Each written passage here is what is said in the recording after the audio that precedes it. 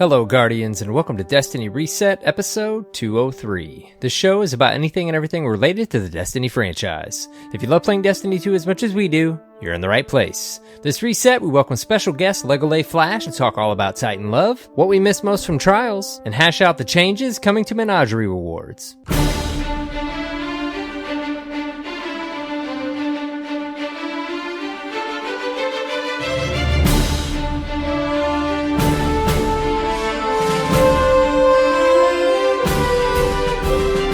Hello, Guardians, and welcome. It's AER0KNIGHT, and of course, Mr. CyborgSasquatch. Hello, my friend. Hello, Mr. Knight. Hey, how's it going? I like that, Mr. Knight. Mr. Knight. You only did it once. One time. That's it. Fine. How are you? Done. I'm good, man.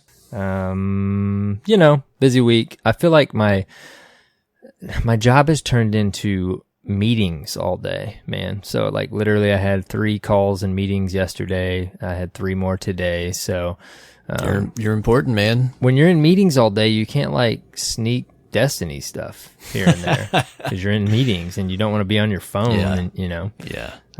Anyways, it's going good though, man. How about you? How was your week so far? It's continued to be another intense, crazy week, but you got a lot of stuff going on right now. Yeah, but things and you're traveling soon. We're good.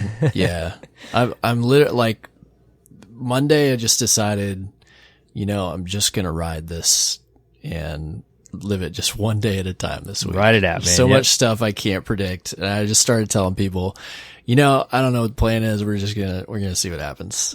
Yep. That kind of starts happening the moment you become a parent too. You're like, all pretty right. much. I like to meticulously plan things out, and I'm a details guy, and I've just had to like let go of the reins recently and realize, okay, you can only really plan so much, and then everything after that is just life. Exactly. And it works that's though. just how it goes. It kind of, I'm very similar. It kind of just lets you loosen up a bit and just kind of go with the flow. Yep. From time to time.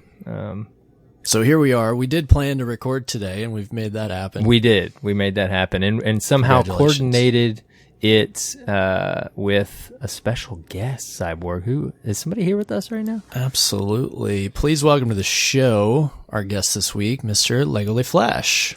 Hey, y'all. Thanks so much for having me. I really appreciate it. Of course. We're glad to have you. We were talking before the show. It's been a long time coming. We've met you in person already. We've talked to you on the Twitterverse for a long time, and it's about time we together. Fellow Titans, yes. We just had so much in common. Especially now. It was about time. There's the title. We got the title right now. Titansode, Titan man, Cyborg, he was a warlock for a little while, but D2 he came over to the Titan main territory. So nice. It's been amazing. I got to tell you, like we had chemistry before, but since he's been a Titan, it's just been off the rails. It's been amazing. It's like our relationship took a turn. Yeah. Into this brand new realm we never this experienced level. together. Yeah. This level I didn't think was even possible. And it just came down to punching. Yeah, pretty much. Just punching stuff. Punching. But yes, of course, it was excited to have another Titan on the show. We tried to, fit in used to it was easy. We fit in the Warlock love and the Titan love, and we had to try to get Hunters on the show when we could, even though I play Hunter decently often in PvP. But you know what? This episode, I think we've decided, before we even get to your questions, this is the Titan episode, listeners. This is full on Titan. My fist is up in the air. You can't see it, but yeah, he's already punched a couple holes in the wall that we had to fix before we got started. So yeah, we had to calm Lego down before we clicked record. It happens.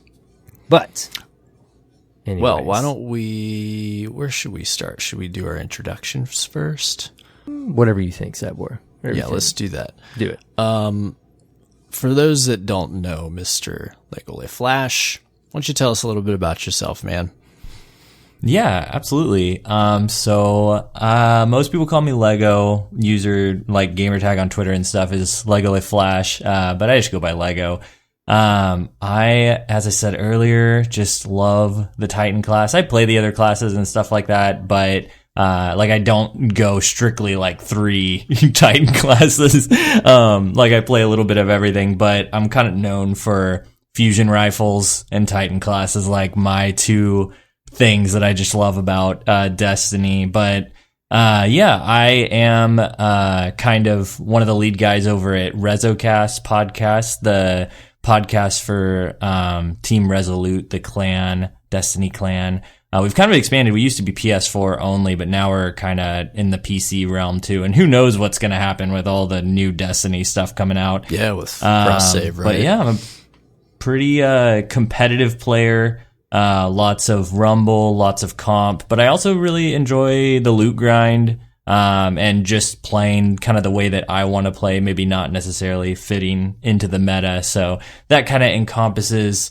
a lot of what I am. Oh, and I do a little bit of content creation outside of podcasting. I do some YouTube stuff. You do some amazing YouTube stuff, man.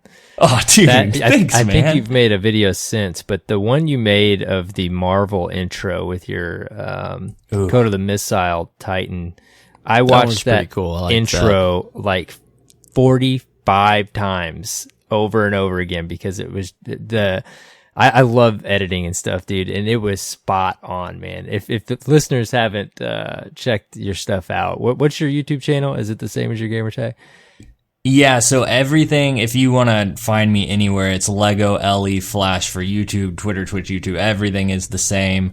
And yeah, I'm a musician at heart, so I've been a drummer since I was like 12, 13. And so the like music and editing, it kind of like all goes together for me. And so I love creating videos. I don't do it too frequently. But when I do, I kind of get perfectionist about it and try to go all out. And actually, I was going to say, we've got a couple typical questions we ask you about gaming and Destiny, but since you already mentioned it, because I think we've talked about this out on the Twitterverse. I mean, what got you into content creation, podcasting, but then ultimately video editing? Because I think maybe you had mentioned you do some stuff outside of gaming as well.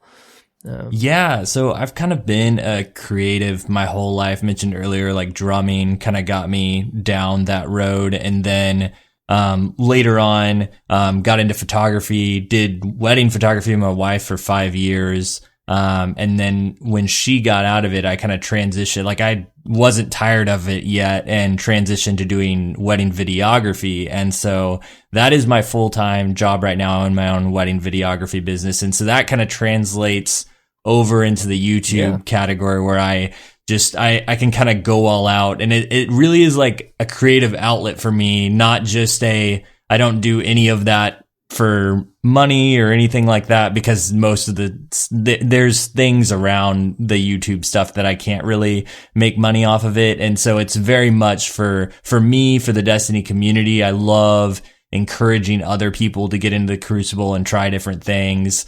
One of the things, I just want to bring it up real quick because it was on my mind and I hadn't really shared it yet, but I just got a Reddit comment the other day.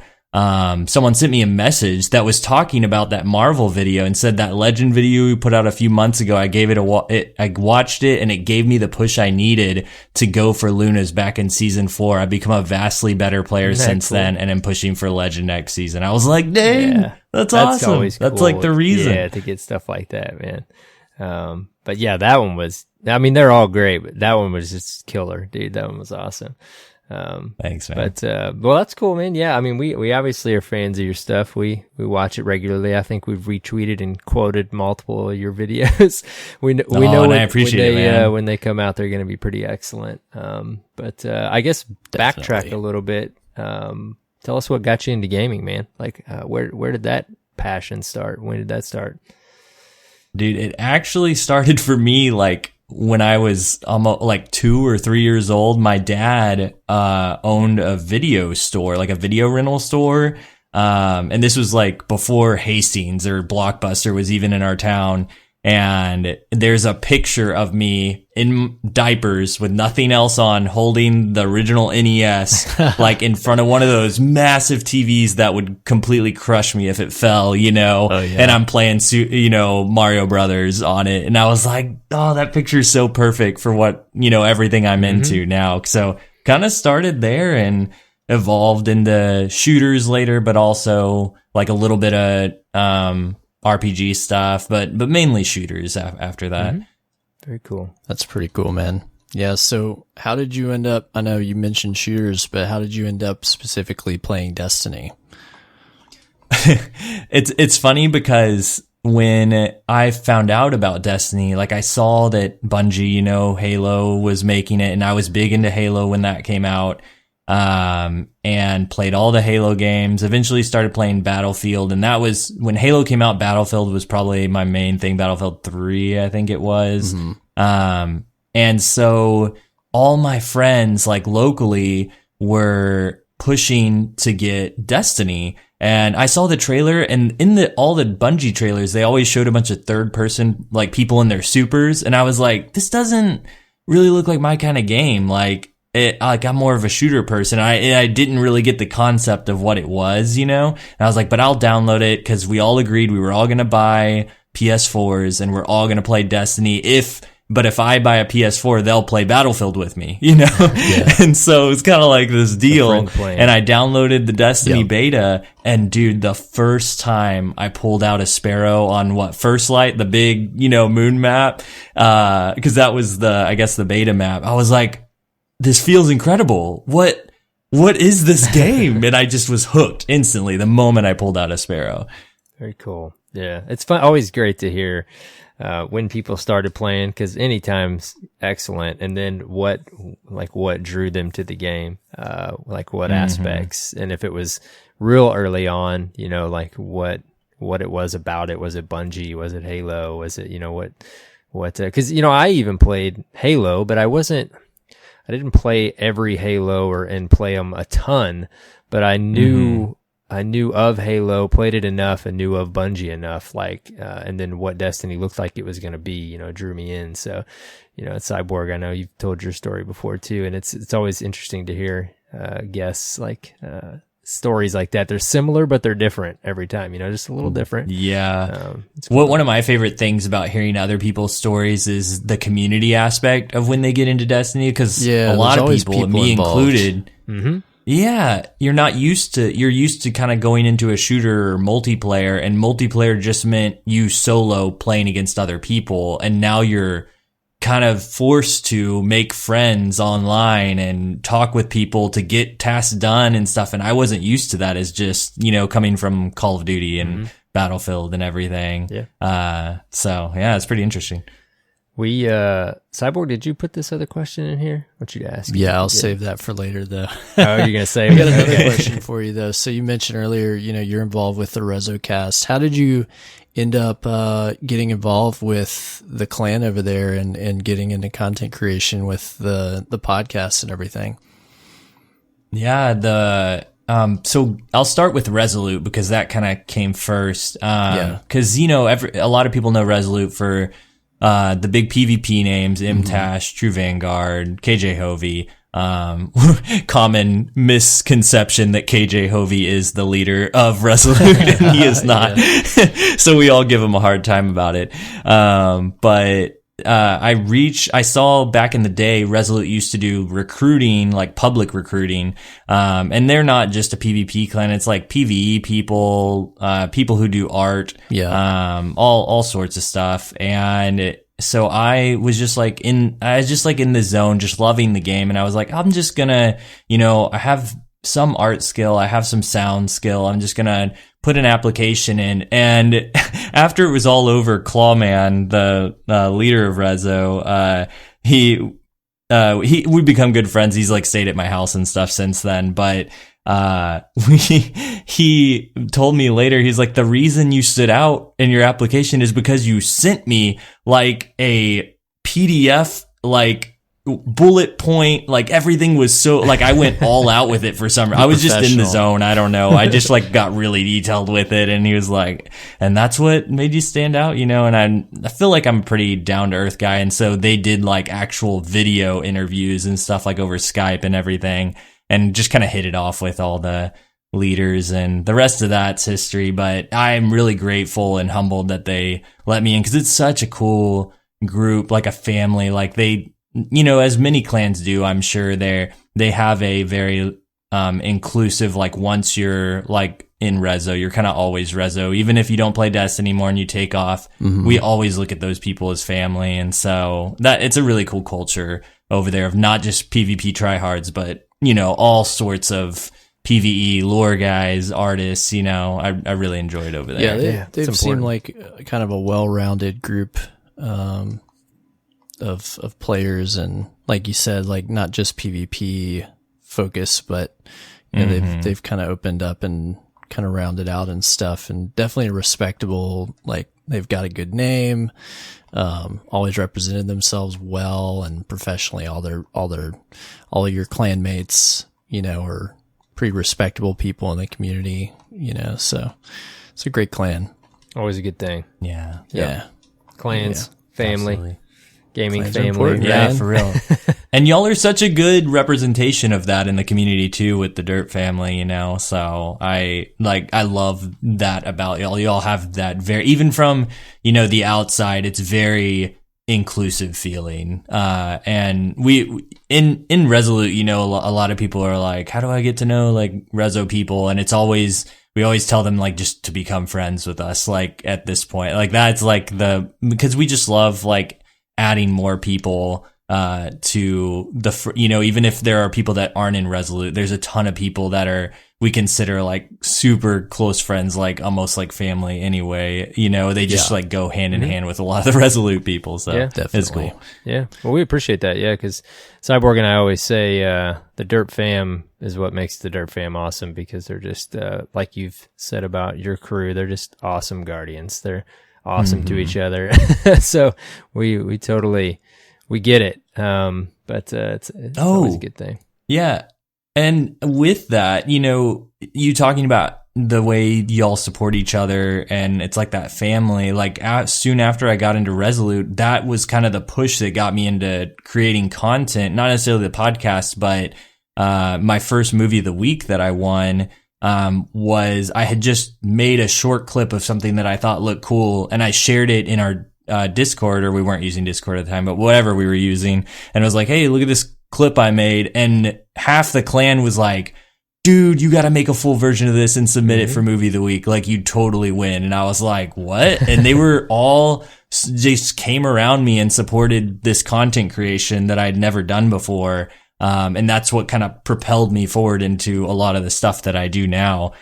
So just going alongside what you were saying about the Dirt fam and the way that y'all are there for each other and supportive, like I totally got that from Resolute as well. Yeah, definitely, man. And it seems like, I mean, there's a lot of gaming communities out there, and I'm sure, you know, many that have the same feeling and vibe like that. But it's funny, if you're in the Destiny community, no matter how long you've been in it, you feel that, even if, you know, you have your own small clan or you're part of the bigger community, or, you know, different layers of it, everybody's just like, man, there's something special with this community, you know, overall, especially the past week with all the donations that we got for the Guardian Con in St. Jude's and everything. And like, man, it just made you feel like a part of something. Yep. It does, man. It definitely does. You're exactly right. We have what we call a Derp lightning round. It's just a handful of questions. If you want to answer them, you can answer them quickly. You can think whatever you want to do. Some of them are interesting, but we're always interested to see what our guests say. I'm going to ask you a couple, and then Cyborg will ask you a few of them, if that works. All right. I think I'm ready. Are you ready? Some of them aren't too hard. Some of them are random. Favorite class? Oh man, this one's so easy. Yes, this is the Titan episode, man. We got to go Titan. I do, right. like I said, I play some Hunter, but I love Titan. Oh, subclass. No, it's class. Okay, you're good. No, it's class, but we're going to take another layer because we already knew what you were going to answer on that one. All right. This is really tough for me because I'm actually going through this thing right now where I'm trying to get to Legend in competitive with every Titan subclass to go for Unbroken. And I did it with Thunder Crash the first season, second season with Sentinel, and now I'm trying with Sunbreaker. Ah, man, it's tough. I feel most attached to the Striker Titan, I think. All right. Just overall, Destiny 1, Destiny 2, that's the class that I think of. That works. Yeah. That works. Striker's got a strong toolkit and PvP. And it looks you beautiful know? whenever you're roaming around in that You super. smash stuff. Yes. Punch things. Yeah. Sorry, we put All you right. on the spot there. No, it's good. I like it. So what's your Keep favorite me on the weapon edge. right now? Now and for all time, the Arantel FR4. We knew that too. I love that fusion rifle. It's the Destiny 2 version of the Thiessen FR4, which Right. I also loved in Destiny 1. So there's something about that gun, man. It's magical. Yeah, it's funny you attach yourself to certain things in the game. It's No Land Beyond for me. I'm just waiting for. I'm totally okay if they keep this nostalgia thing going until No Land comes back, and then they can move on to something else, some other theme. Right. All right, favorite Destiny character, like lore related character. Dude, this one's so tough. Like, gosh, that's really tough because while I love like the Vanguard, Cade, and Zavala, I think that my favorite characters are the ones in the gray, you know, like Drifter, Spider, and Uldren. It's hard to narrow down between those three. I feel like I don't like the Drift. Something about the Drifter just like gets me the wrong way. And I love that slick. he is who he is. I just don't personally attach myself to liking him, but I love his character. And I think my favorite would be Uldren probably, that's such a weird thing to say, but No, I just love, I love there's something Uldren. about him that's kind of, I'm trying to think of the word. It's like you're entranced by him whenever he's on screen. Yeah, Yeah. I could see that. Mm-hmm. He's got a little magnetism too about him. I loved Uldren even Mystery. more after I read the lore that we got with him with Forsaken, like the books Ooh. and kind of more of their background and stuff. He's a lot more sympathetic read when you kind of know where Yeah. he's been. If I were to go strictly on audio dialogue, I might pick Failsafe though, because I freaking love quoting Failsafe. Yeah, That's great. That's a That's a pretty good funny one. character. What is your favorite game besides Destiny right now? Are you playing game anything besides- besides Destiny? Right Yeah, It can even be I a mobile really- game because we run into a lot Yeah. of Destiny players that invest so much time in Destiny that like ourselves, we don't fit in other things a lot, especially with the hobbyist level of the game back in now. That makes sense. Yeah. I feel like whenever I'm on hiatus with Destiny, like I just need a break for a little bit. I'll play Battle Royale sometimes. I don't really like Fortnite that much, but I will play Apex and PUBG sometimes. I really enjoy just the rush of it all. It feels like Rumble to me almost. But I do really enjoy single player games too when like a new one comes out, and I just solely invest myself in it, like Uncharted series or The Last of Us. Like those two, just like I get sucked in hard to those. You get that itch after playing Destiny for so long. It's not like you necessarily need a break from Destiny, but at least for me, I gotta go play a single player experience like once every few months. Like it was Spider-Man a couple months ago. Like I just want to just zone out and just dive into this single player world, you know? Absolutely. That the PSN Plus is really great for that because they always have some random single player adventure game come out. Last month or 2 months ago, it was the What Remains of Edith Finch, and that was a really fun playthrough. It was just completely story driven, and kind of at the end of every one of the episodes, I would just be like, "Oh my gosh, I have to like process this and think about it for a second." And I love stuff like that. Yep, definitely. All right, here's one of the random ones. What is your favorite potato chip? Favorite potato chips? This is tough because I wanted to immediately just say like Tex-Mex style chips for dip, but I think I'm gonna have to go with jalapeno kettle cooked. Ooh, that's a good one. Those are Nice. delish. I've seen a lot of talk about jalapeno kettle cooked chips lately. It's Yeah, becoming I'm missing out. Kettle cooked very in popular. general. Just amazing, especially with like a sub sandwich or one of my faves, a Firehouse warm toasted subish sandwich. Kettle cooked. For me, it's that and a Dr. Pepper. Ooh, I like my cold, super cold, nice fresh Coke. Just give me a Coca-Cola. Yeah. Spicy chips just go good with sandwiches. Mm-hmm. Yeah. It's like that cool down effect. You go back and forth, you know. Yep. And then some carbonation. Mm-hmm. All right. The most important question that decides if you continue on this episode. Does pineapple belong on pizza? So I am not strongly opinionated either way, but for my personal preference, I would say no. All right. My man. Right, well, you can stay. We ask all the other questions first so they can get to know you a little bit, just in case we cut your connection right at this moment. But we don't have to this week. That's right. You can stick around. Nice. All right. And then now you know him. One last question I'll throw in here. What fusion rifle would you bring forward from Destiny 1?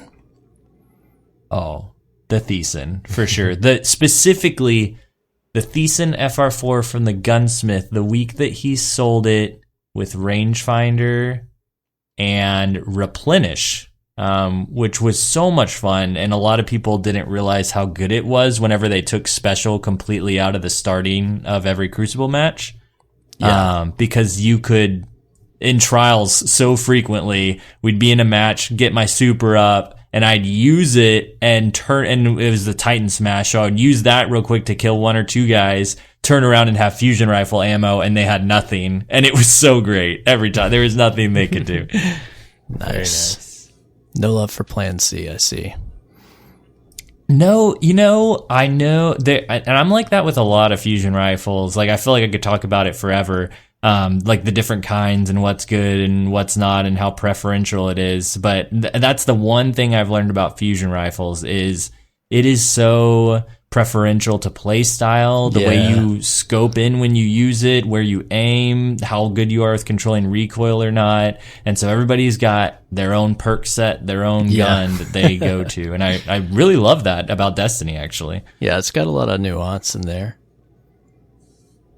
I enjoy that as well. All right, well, that's the Derb Lightning round. There you have it. You know a little bit about our friend Lego and why he voops and how he voops. And why he tightens. Yep, how he tightens. Do we have any announcements this week? Nothing too crazy. We just wanted to remind everyone. We told you last week we migrated our hosting on our podcast. I think everything went pretty smooth, Cyborg and I think it did. Oh, yeah. We didn't hear of any reports of any issues you guys had except for the classic. For some reason, Google likes to give us trouble every now and then on our most recent episode. But other than that, that was kind of a regular thing. So also just a reminder that we are on Spotify now if Spotify is your thing. So if you want to listen at your pretty much it. Desk at work or something, or easy way to pull it up on your phone without having to download the episode, then Spotify is right there, and it's finally fixed. So you can listen. We see you, Guardians. We always have our YouTube listeners, so we like to upload it there, and now we've got Spotify, and it's just nice we like to give you guys options. So there you go. Just like Fusions, everybody's got their favorites. All right. Well, that is the announcement. That's it. I guess we got to talk about some news, huh? I think so. It's a little light on news. Nothing crazy this week, but of course we've got our weekly TWAB that we can talk about and a couple other little things that are worth mentioning. So let's just jump right in there. What do you say? Yeah, let's do it, man. All right. So this week at Bungie, we're about to hit the road. Bungie's getting ready to head towards Guardian Con this coming week. If you're going to make it there, can't wait to see you. If not, you'll be able to watch a lot of things on social media, and I know they'll be streaming different panels and stuff, I believe. You'll be able to watch on Twitch and other platforms, so be sure to catch those. Got a lot of exciting stuff coming from Bungie if you're a Destiny fan, for sure. Mm-hmm. Also, Heroic Menagerie went live this week. Did you guys get to check out some Heroic Menagerie? I did not. About you, Lego? I did not either. I feel like maybe I would have if I knew an incentive was going to like draw me in a little more. Mm-hmm. But I didn't have that tug like I do with some things. I definitely ran normal, but no, I have not coordinated a heroic run yet. I'm going to say the raid machine, even though it's not a raid. I feel like you fit it in Cyborg. I had to give it a shot. Yes, I figured. So yeah, we got a run in last night. It seems the immediate rewards are, of course, there are triumphs related to the heroic menagerie.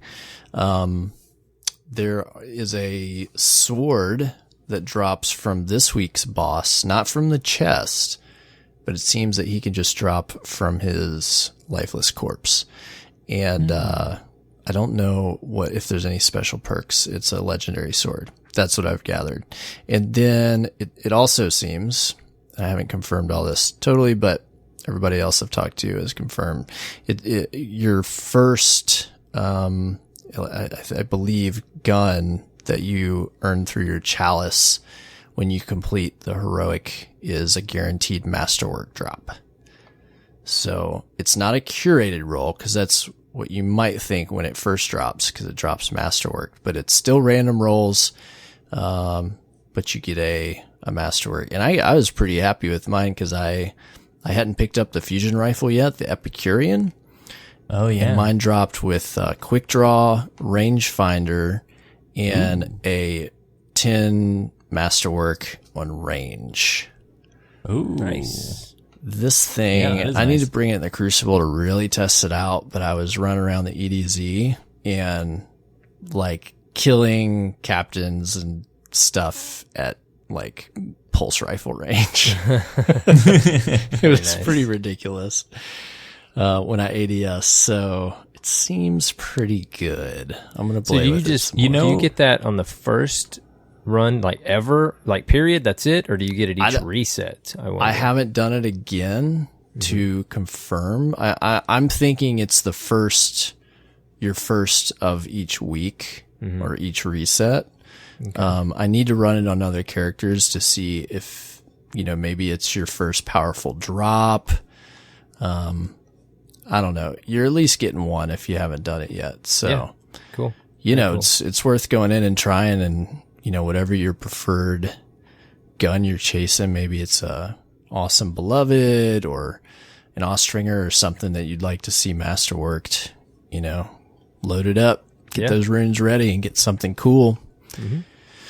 How difficult was the heroic menagerie for you, Cyborg? It was challenging. Yeah. That's the thing that kind of, so I'm not, confession time, I'm not a huge raider. Like, I love playing the raids, but it's not something that draws me in unless I have it very much set up. Like, I'm going to do this. Like, it's like a scheduled, far in advance thing. It's like a big deal for me to try and do it. And so I did it for Crown of Sorrows, like day one, just going in blind. It was really fun. Right. Didn't get very far, but it was fun to do. Mm-hmm. So the challenge aspect of heroic kind of, scares me a little bit. I'm over here going for I'm broken, and this thing scares me too much. It's not so difficult that if you've got a team of competent players, I mean, you can beat it. It's just going to require a little bit, I would say, a loose amount of coordination on the different encounters. Depending on what your team makeup is, and additionally, like, the modifiers, personally for me, were what really made it difficult, because there's the one aspect of the power delta where it scales up, to 770 on each encounter as they become more difficult if you get to that tier for each one. And that alone can make it difficult. But when I was playing last night, it was Blackout and Void Singe. Then you've got Extinguish active, I think is always going to be the case. And then I think, what was the other one?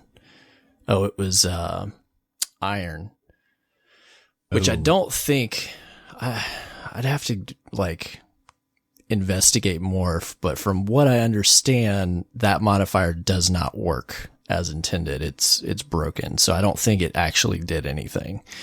But Blackout was obnoxious. I mean, not like Thrall were just one-shot me sometimes and stuff. And so on some of the encounters, it's fine. But when you have Void Singe and you have Vex Minotaurs doing Void melee damage, like when they get close, you're done, you know?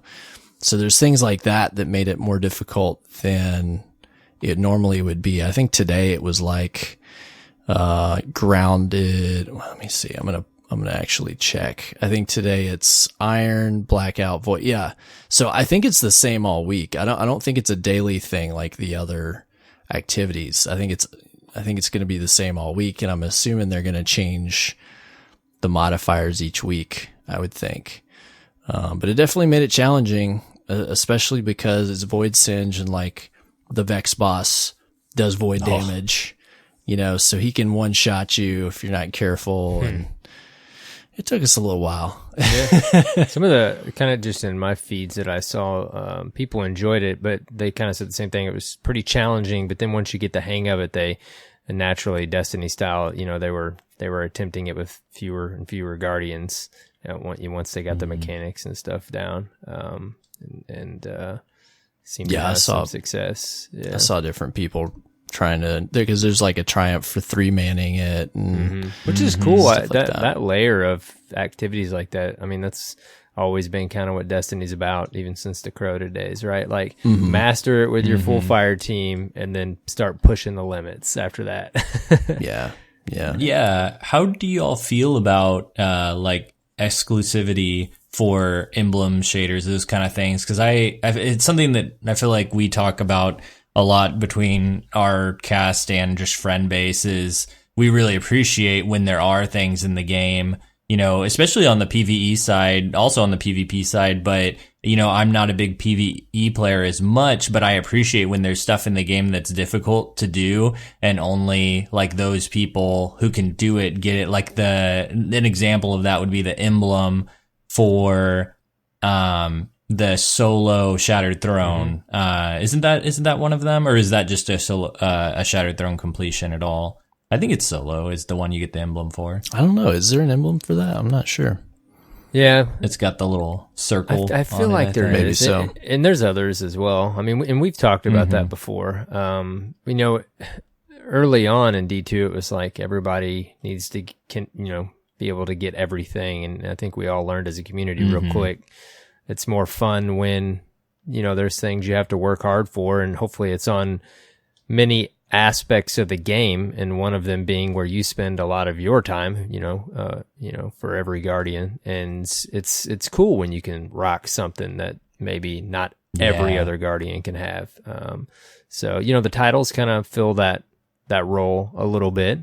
Right. And they're activity specific, a lot of times. And, I think all the way down to emblems, because emblems aren't exactly the most amazing thing to get, but they're pretty cool to get when you're accomplishing something pretty hard in the game. An emblem kind of works for something like that, Yeah. But yeah. I would say cosmetic stuff especially is pretty friendly in my opinion.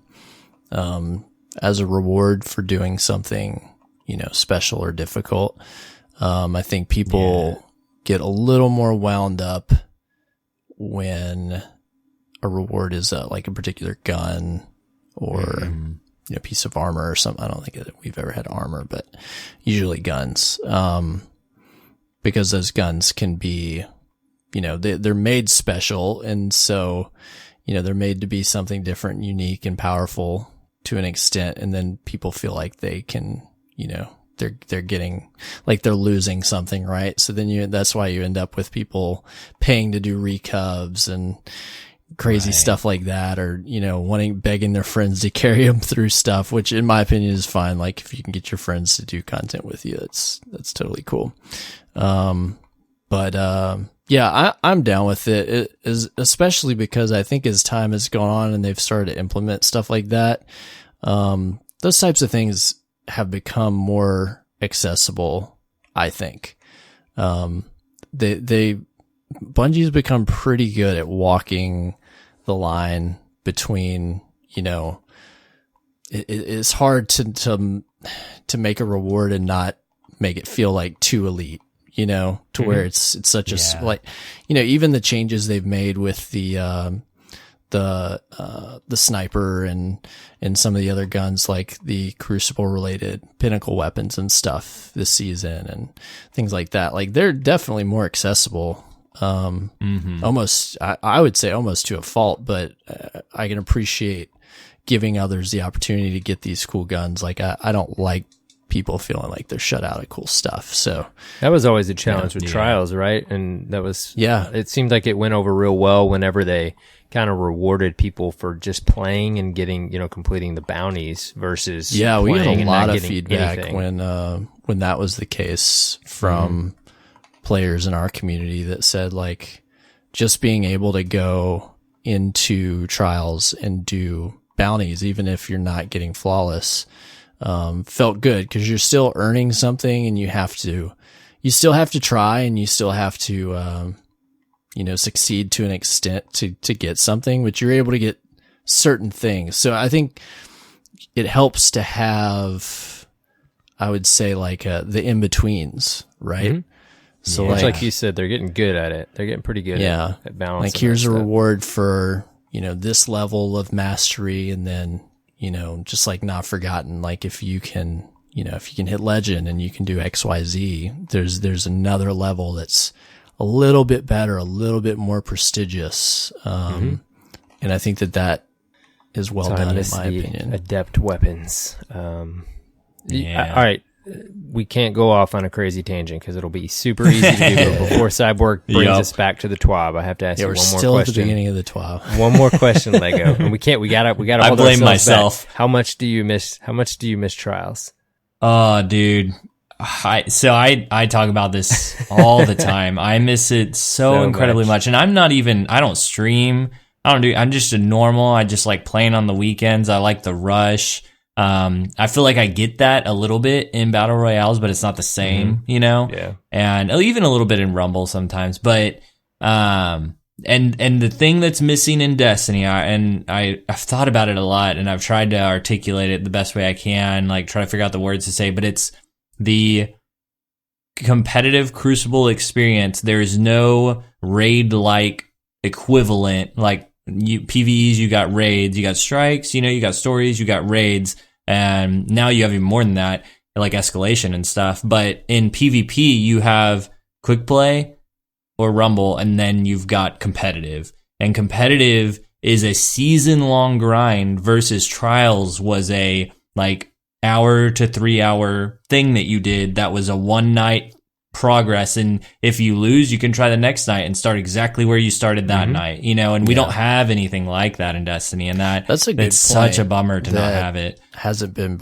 brought up a lot was how like digestible Trials was as an activity that brought players into that might not, like, for, like, I'm not gonna go in every season and grind comp.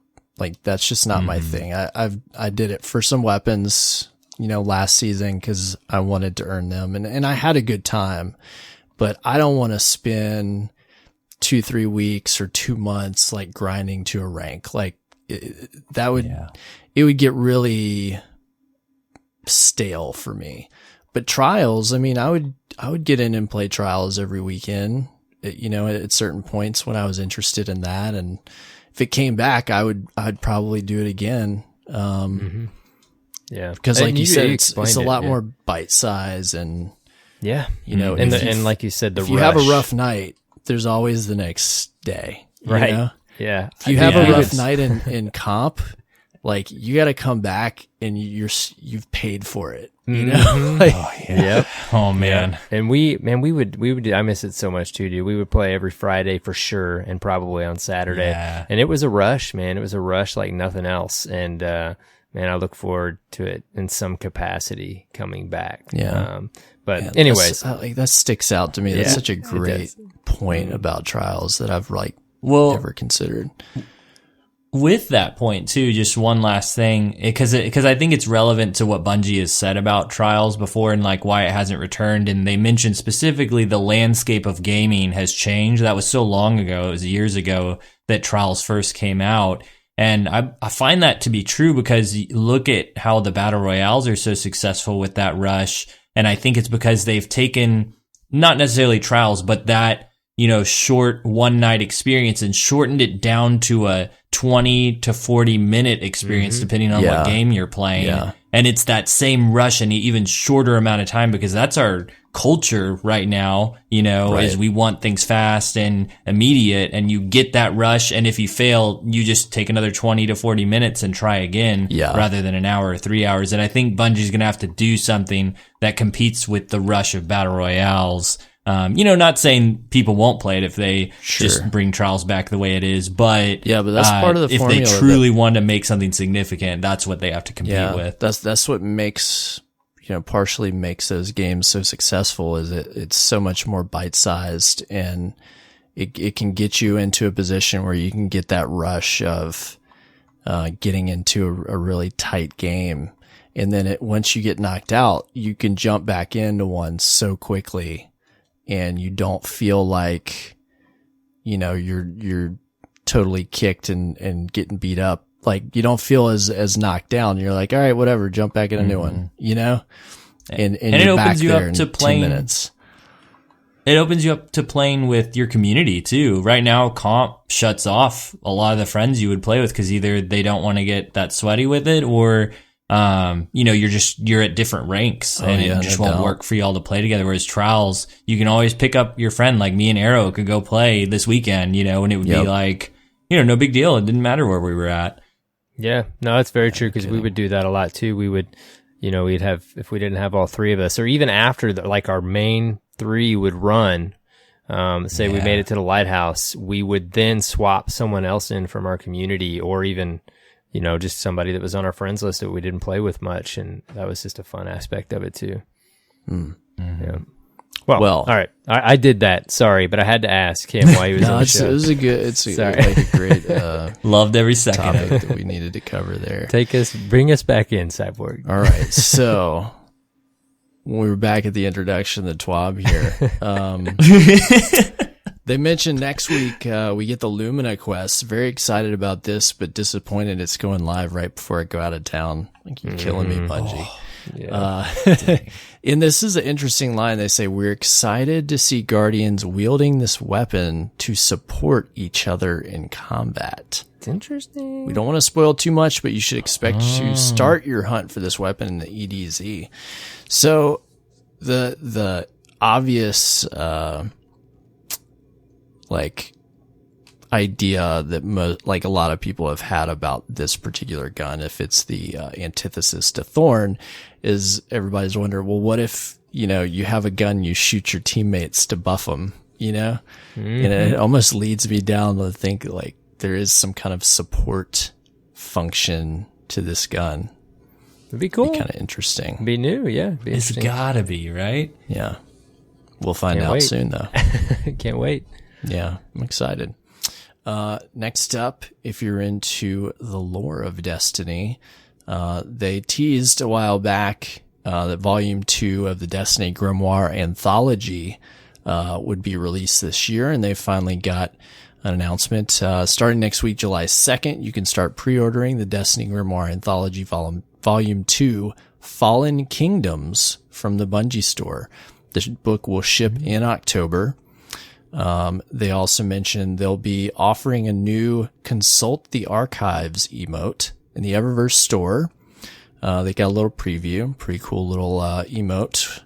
And they say if you purchase this in the game and you're signed up for Bungie rewards, you can receive a 20% discount offer for the Grimoire Anthology Volume 2. So that's kind of a cool little perk if you buy that awesome emote, if you're a nerd like that. I probably will. So they mentioned you can get that between July 2nd and July 9th for a limited time offer.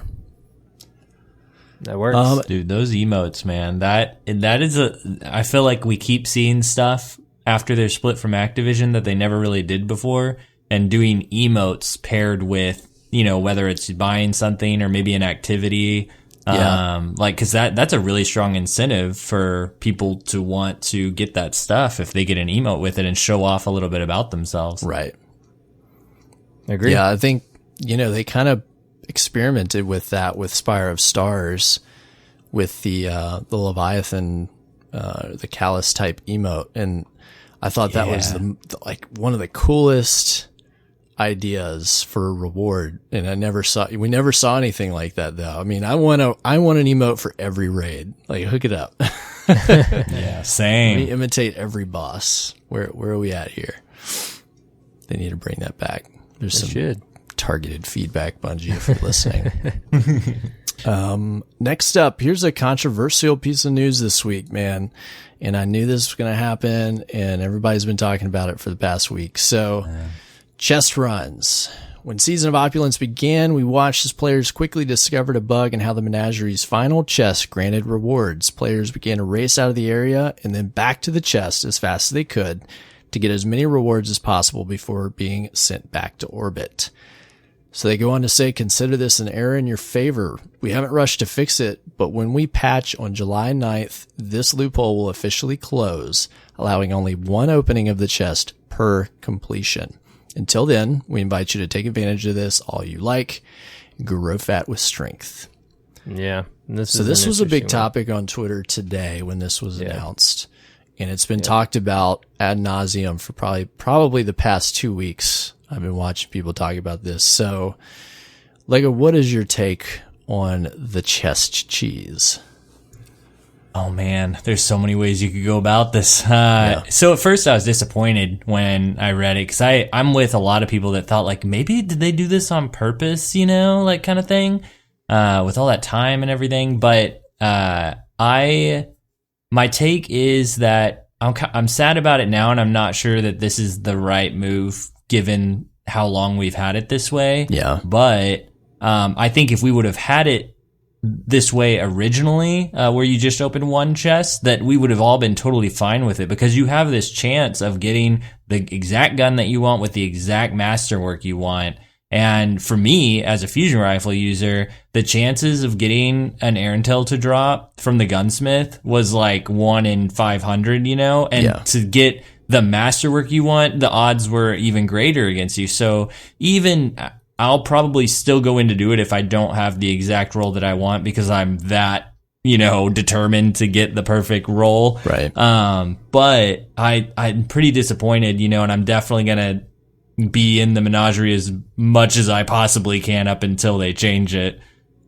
Yeah. I think part of the Fallout Plays has really highlighted this the most for me in his arguments, that while you want an activity that, you got to participate in and get rewards, right? The problem is that with this system, the odds of getting a roll that you actually want on a gun are so small that the time sink that you would have to put in to get an ideal roll is absurd.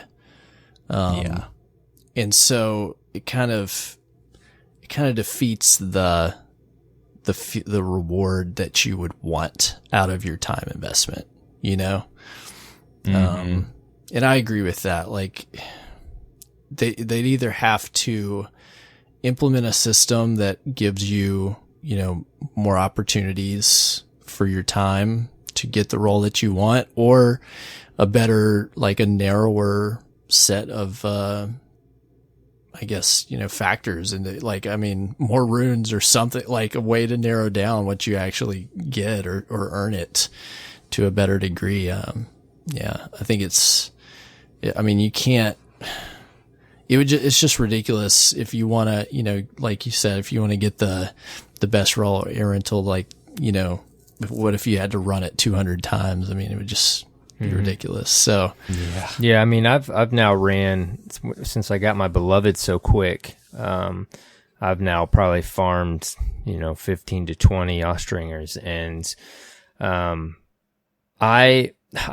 we talked about this last week. I still am of the same viewpoint. I think at some point we've got to actually run an activity to get a reward.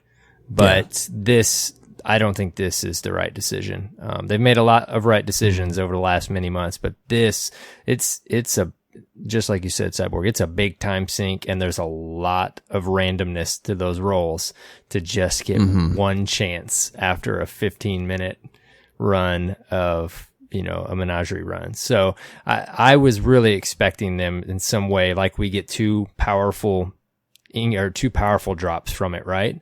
I was really expecting them to give us like 2 or 3 drops from the chest, however they would implement that. I saw a cool idea. I think it was Log on Twitter today. He said, let us like run the final wave again. That's obviously, that would have had to have been done when they were developing this, but an idea would have been to let us run the final wave again and then be able to open the chest or something. Yeah, just like they did with EP, right? Like, they set it up so that you could go back, I think you just go back, one wave and do that wave and then rerun the boss, and you could do that to farm it. And that was just on a very limited set of rewards. I mean, right. And it's like, it's a good solution. I mean, how long have we, remember, back in the day, Grasp, right? I mean, what was it we did with Grasp? We didn't run that whole strike, did we? Didn't we find No. Yeah, you would, Omnigul. You would tether and kill her early. Yeah. I mean, we've been doing this for years now, so they know this. It's like at some point, I still do think, like, as Guardians playing this game, like, you've got to play an activity, at least to some extent, to grind for the reward. It's a loot-based game, but they've also, which they do, they've got to think about the time we're putting into it and the variables there, like you guys have already hinted at and mentioned. Even doing it the way we're doing it now and getting 4 to 5 of them, I still don't have, I'm 20 into my Austringer and I still don't have the one I want. So when I read that, I'm like, oh no, that's painful. Like one is painful. One chance. I even think if we wouldn't have had this up to this point, it still would have seemed painful when it launched. Like one chance.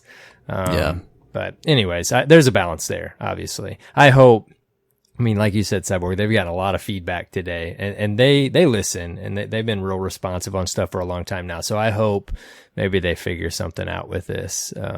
We'll see. Yeah. What other compromises do you think you guys could see working with this activity? I thought of, it's such a great activity, option, right? It is. And the loop's great too. Yeah. Like between getting runes from any activity you want to play with your friends and then bringing those friends into Menagerie specifically, and you can each roll the thing you're looking for. Like that's a great loop compared to the Gambit Reckoning one where there may be friends that didn't want to play Gambit or didn't want to play Reckoning. They wanted to play one or the other. But this way, you could play any activity you want and meet up at Menagerie to get the roll. And that's another aspect the community brought up too. Even if they left it the way it was, we do still have to go out and get the runes, right? So there's that aspect as well. And I think maybe we mentioned that last week too, but I don't know. This seems a little off, this particular decision. Maybe there's something going on the back end. There's not really much they do. They can either leave it the way it is or they got to do it the way they intended it. But at this point, Cyborg, I even think you said last week, it's like, can you take it away at this point? Like, did you just let us do it for this season? It's weird because I feel like maybe by the time they close it off, we'll be only a month or two away from something else coming out that might take our attention. Yeah. Cause that's the way Destiny goes, but, as far as what you asked, Cyborg, like what could they do? I think it would be really cool to see something like what they did with Last Wish. It's really cool at the end to open chests and get treasure. That always feels good to open something and get your reward. It would be cool if there were multiple chests at the end and somehow, depending on what you did in Menagerie or something, you could open so many of those chests and use your chalice so many times. That would be cool. Right. Yeah. That was going to be one of my suggestions and that's one way you could make heroic more interesting, right? If, the heroic encounter had multiple chests. So then if you're interested in the farming and you can, get the team together, you can get more opportunities. Maybe it had, 3 chests normally. And let's say, hey, you had a perfect run or you got it done in a certain time frame. Hey, maybe you get 5 chests. Like, there's a lot of ways that they can incentivize just that mode to be, more advantageous for the player's time, especially because it's more difficult and you're going to be sinking more time into that, you know? Mm-hmm. Well, plus it's the classic, really cool. Like, what's the reasoning Bungie team? Like, we're enjoying it right now. We're still not getting the roles that we want. I, again, am of the mind that at some point as a community, I mean, we've got to expect that we've got to run the content. But like where we're at in this particular scenario, it's the classic question of like, we're having fun. It's rewarding. Why limit us in that aspect of the game right now? Like, what is the reasoning? So what if we get a weapon roll faster than maybe we would have? It's... Yeah. Why? It's gonna, if their goal is to prevent people from burning up the content too fast, they're gonna achieve the opposite by disincentivizing players to grind the activity. Because if the time sink is too high, then players that normally might run 1 or 2 a night to get, 5-10 drops, like they may go do 1 and that's it. Or they may not do it at all because they're just like, well, yeah, I don't want to spend 4 hours trying to get a drop on a sniper. Like, I'll just go do something else, you know, or I won't play at all. And I can't imagine it's tough on their end, right? I mean, they're constantly having to make decisions that works, on the back end or on their side, but also, I mean, they want to keep the community happy, obviously, too. But, I'm usually pretty objective at the way I look at things, and I've said multiple times, like at some point, like I expect that I have to run content to get something, but something about this particular, I was not expecting them to go back to 1 as intended, I guess, like they've said. It seems like the wrong move as far as the menagerie grind loop goes. It doesn't. Especially, there's no precedent for that before, like Omnigul and stuff. They never patched any of that.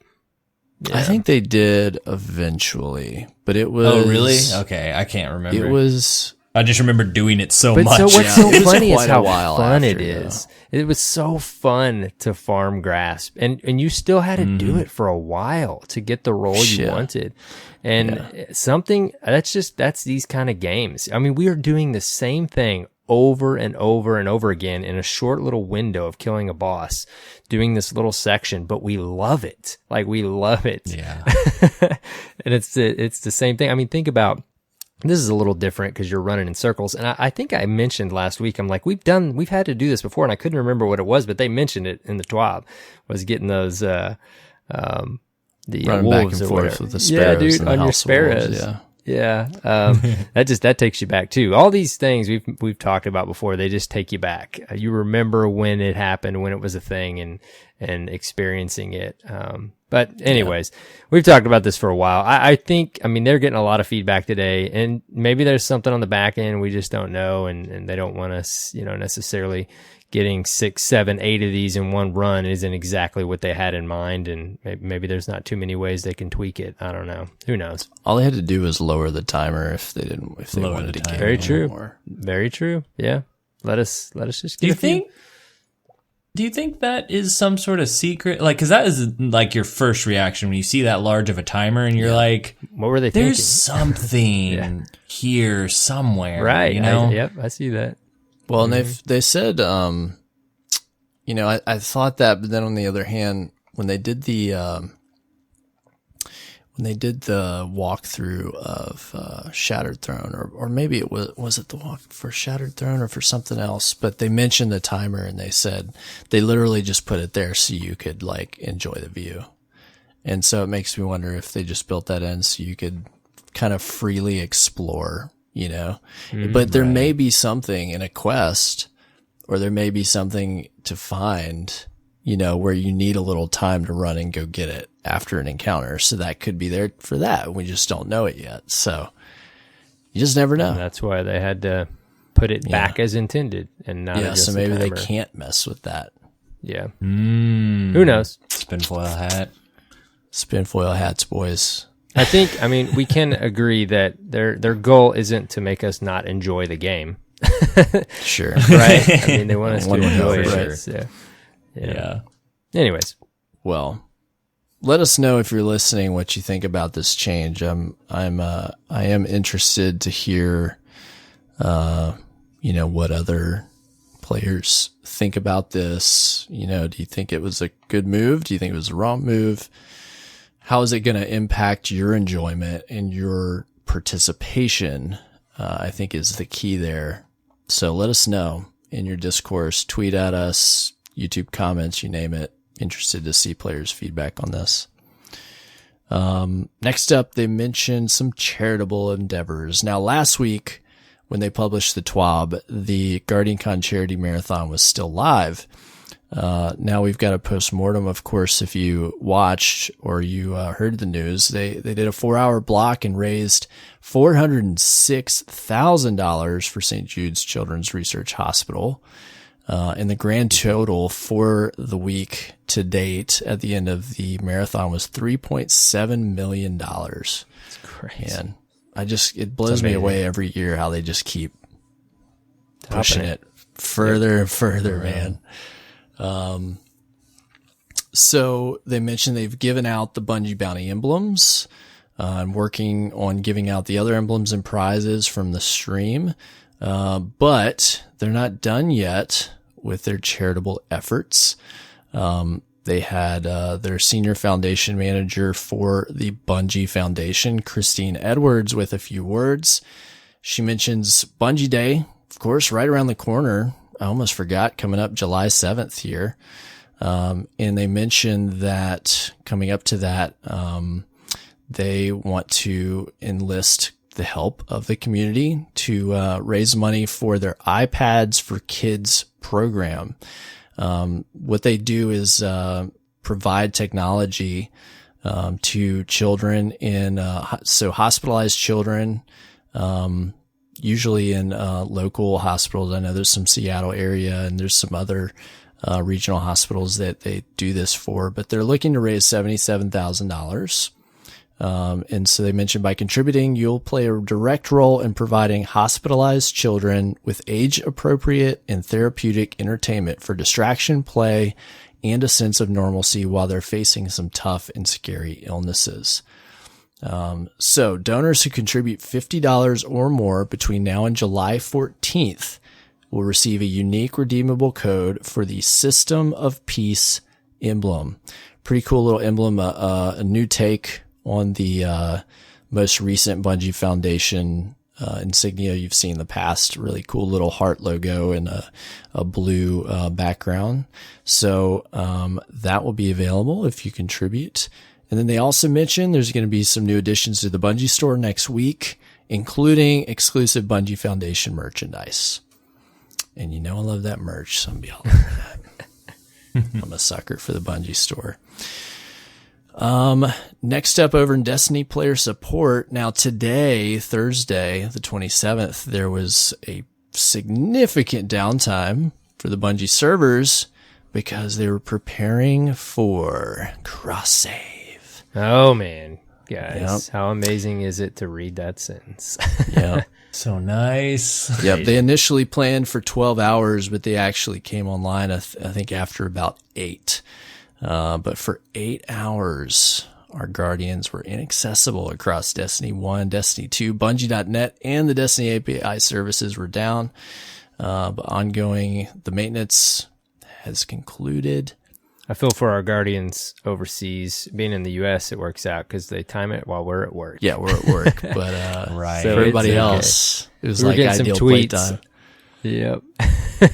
Sorry, guys. Yeah. Man, it still hasn't fully set in Cyborg. Every time we talk about this, I mean, I'm pumped to be able to play with any and all of the Dirt fam and anyone else. But I when this happens, we can text each other and be like, hey, dude, you want to play some Destiny tonight? Can't wait. I cannot wait. Might hit up our friend Lego and yes, dude, tighten up, buddy. With the free to play too on First Light, right? You can so easily just jump onto any platform. Exactly. And we talk about this a lot too. I don't know if y'all have considered it at all, but Stadia is like the perfect in between for PC versus console. Since Stadia you can use mouse and keyboard and it's free on a PC to use, but you could also use a controller and, a console player could use it. And since First Light's free and Stadia will be free next year, you could do, it's a free middle ground for both platforms. All the angles, that's for sure. Yeah, I think the only downside though is that in the fall, in order to use Stadia, you have to have purchased the Founders Edition. Right. And so this year, it's almost like it'll be on a beta, but by next year, it will probably be a lot more accessible.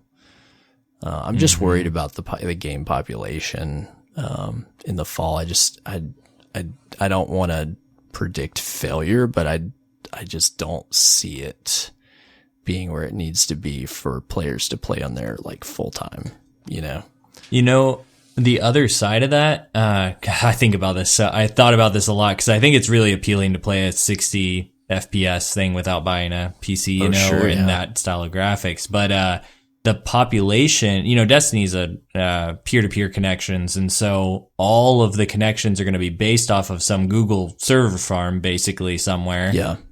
So they'll all have super great connections with each other. So all the lag you experience in the Crucible won't really be there unless you are lagging yourself from where you are connecting to the server farm. Yeah, I was reading a bit about that, and they mentioned like Google's backbone is better than the rest of the backbone of the internet. Like it's so technologically superior. Jeez, that's crazy. And so there will be input lag, from you to Google, but the lag that might normally be there, because of the peer-to-peer stuff and all the other aspects of that won't be there. So they're hoping, I think their plan is to expect that to almost wash out. I guess we'll see. We'll see how it plays. And I wouldn't consider it as much. I won't say much more about it, but I wouldn't consider it as much if I hadn't had experience playing. Because when I started playing PUBG, everyone I knew played on PC, and I have a Mac. And I was like, well, this isn't, gonna work. But I got into the NVIDIA GeForce Now beta, which lets you can play Destiny 2 on there. Yeah. You can play PUBG, and it worked pretty great. Like the only downside was how much it required to run, but Google's saying it can run it, a ridiculous amount faster. You don't need as much internet download speed to make their system work. So it's pretty promising. Yeah, I think it could, they have technology on their side. I mean, Google has a lot of resources. So it's almost like, we'll just throw power at it. We're Google. Go on. So where were we? Yeah. So we're in Destiny player support. There are some known issues for Season of Opulence. Go check these out if you're experiencing any problems. We've got a list brewing there. And then next up, in line with our Titan theme, probably the best movie of the week it could be this week, The Return. Oh, yeah. Peregrine Greaves. This is funny, man. So good. I was like, wait, what Man at War. Or what am I getting into Man at Arms. on the intro of this? And then it would just, boom. Yeah. I love this. If you didn't play Destiny 1 or you didn't catch the original video that Man at Arms did on this was a big meme when he originally created this. And now that Peregrine Greaves has returned, Peregrine Greaves 2, The Regrieving, has been created. Now, warning, this has some foul language. Yes. If you want to watch this video, so turn the volume down if the kiddos are around. But it's quite hilarious. And then cool little video called Release the Wolves in line with Last Iron Banner. You gotta go check that out. To close it up, they talk about, of course, the team or some of the team is heading towards Orlando for Guardian Con next week, or this week when you're hearing this, actually. They mentioned, you can read about what they have planned in the previous TWABs.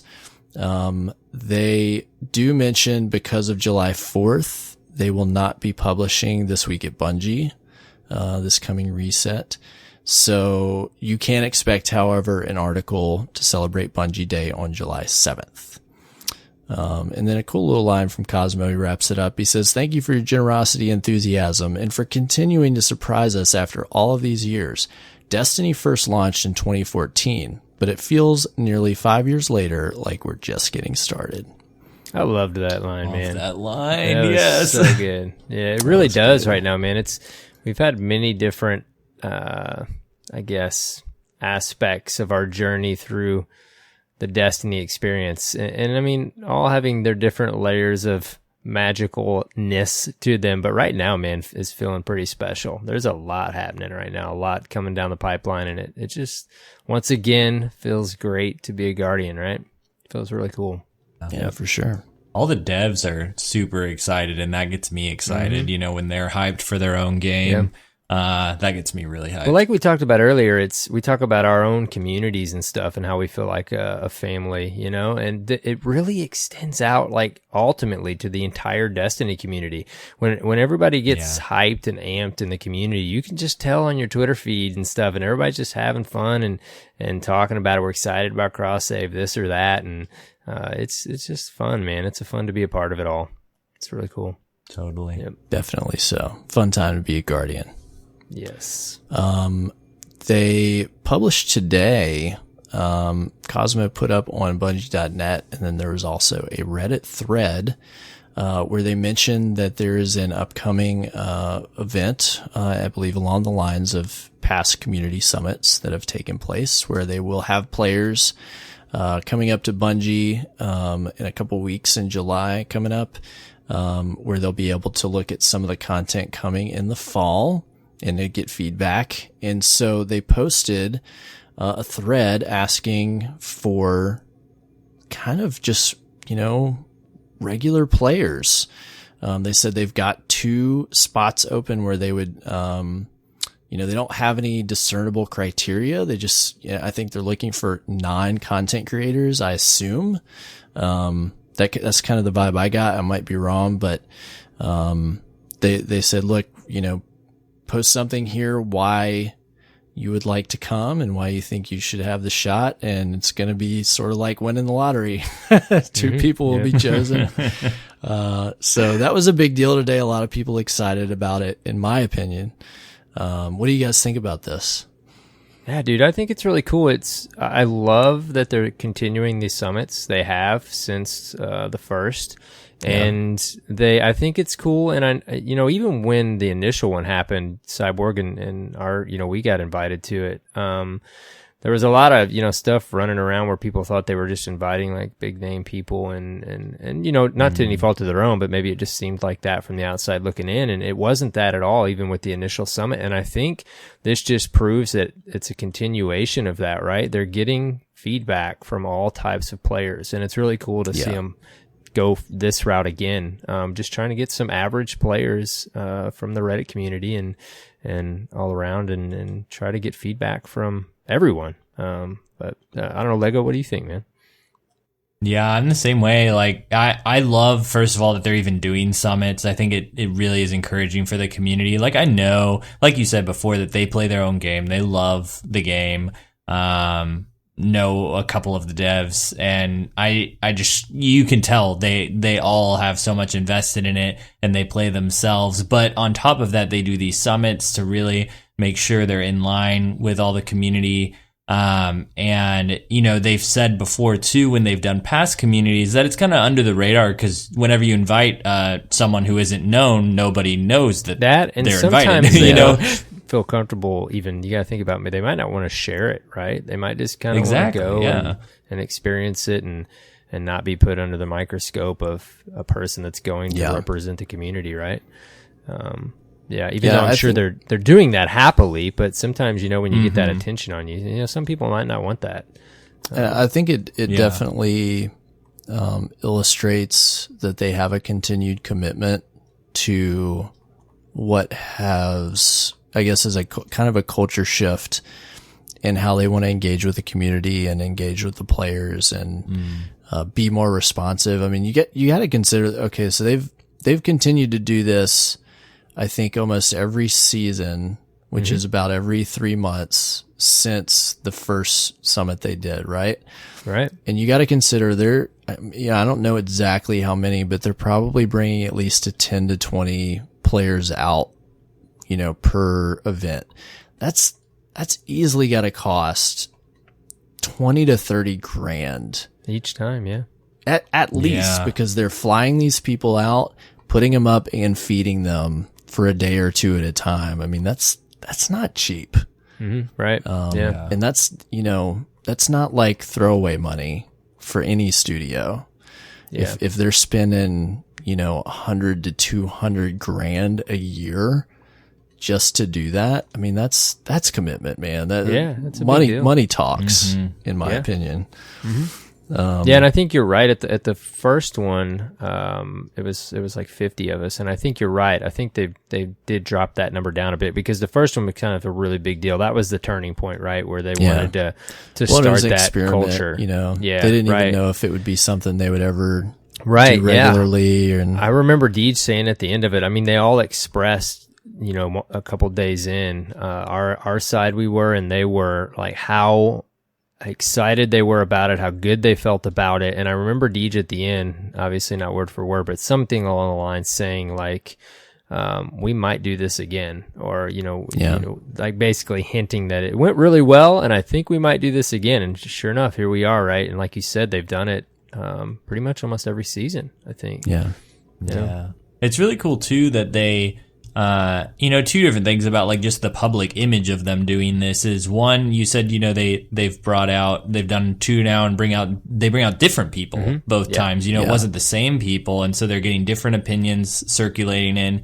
And then also the fact that they're doing this public, like golden ticket sort of one with Reddit and on BNet, that, even though they could have just selected someone, they're publicly being like, look, we're doing this, what everybody's requested. Like they want more unknowns and they want it to be known that they're doing that. And so they're publicly saying like, hey, we're picking just some regular people from the community like that, haven't been out before, aren't big names or streamers or anything like that. Right. And so I think that's really cool, like for the public image of them doing that. Yeah. I think it's a good way to, I mean, I think it definitely provides a more likely opportunity for someone to get a shot to do this that may not necessarily like know the right person or have posted a lot on a thing to be visible and to be at least even like considered. I mean, there still has to be a certain degree of visibility.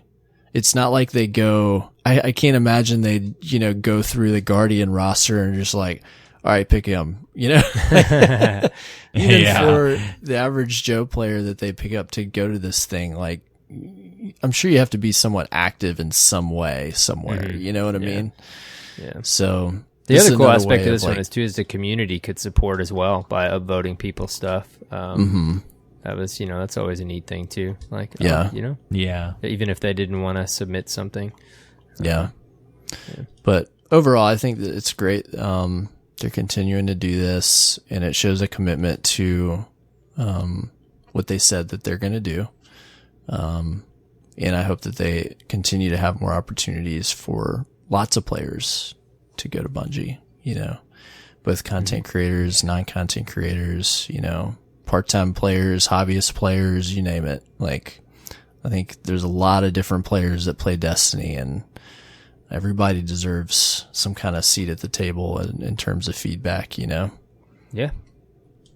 For sure. Yep. One thing I want to add too to the end of this conversation is if you were hoping like your favorite content creator or even you yourself were picked to go and you weren't, or your favorite content creator wasn't, I wouldn't be like just immediately take to Twitter and start, bashing people for, this person's opinion would have been perfect. I think that's kind of the point, is they're trying to get like I said earlier, they're circulating people in and out. Even if that person doesn't go this time, maybe they will next time, or maybe they've particularly picked out someone else from the community in that field already, whether it's lore or Crucible or PvE, or whatever the aspect of the community they represent. So I just think it's really cool that they're doing this at all. And I don't know. I just wanted to encourage people to kind of think about that they're trying to pick people from every part of the community and that will represent that part of the community. Yeah, definitely, man. Yep. Yeah, I agree. Well, I think that covers all the news this week. Unless there's anything else I mentioned. I don't think so. I think you got it. Callus continues to grow fat from strength. Always. That's a thing. He's going to try to eat us one day. That's my theory. Apparently. So, And our planet. that's the plan. That's the plan. Fatten the pig up for the slaughter. So that's all the news this week, guys. So how about this? Lego, tell us, how was your reset? And my reset was good, y'all. So I got past week or so the Peregrine Greaves, which we saw that spicy video of. And that has just been a blast. Especially, I mentioned earlier, I played a lot of Sentinel last season, and so I really got used to countering supers. And so being able to do that with Peregrine Greaves on any of the subclasses is really nice, especially since Sunbreaker's Shoulder Charge is probably my favorite. I don't know why. Something about the connection of it is so great. Yeah. And then also got my Revoker sniper rifle, which is really fun because I don't play Destiny the way the typical person does. I feel like I run double special almost exclusively, and so Revoker is perfect for the ammo economy we are in. So I'm just brushing up on my skills using a sniper again.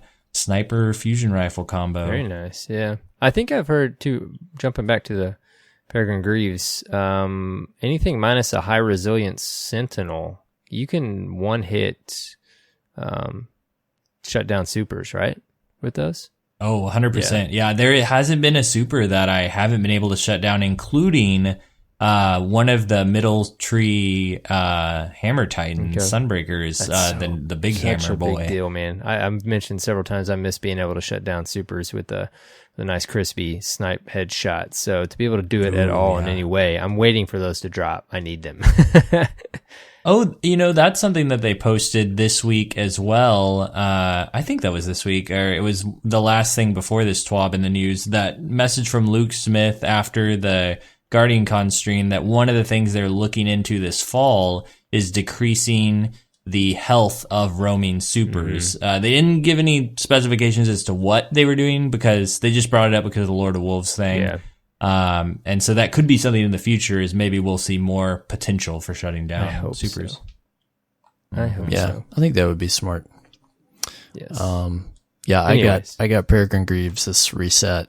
Oh, you guys are killing me. I was so excited because all I've wanted for the past 2 weeks was like, give it to me. And I'm doing all the drops that I can get. And the other night I was just literally every time I would be ready to get a reward, I was just screaming at the TV. And my teammates were just like, dude, you got to chill.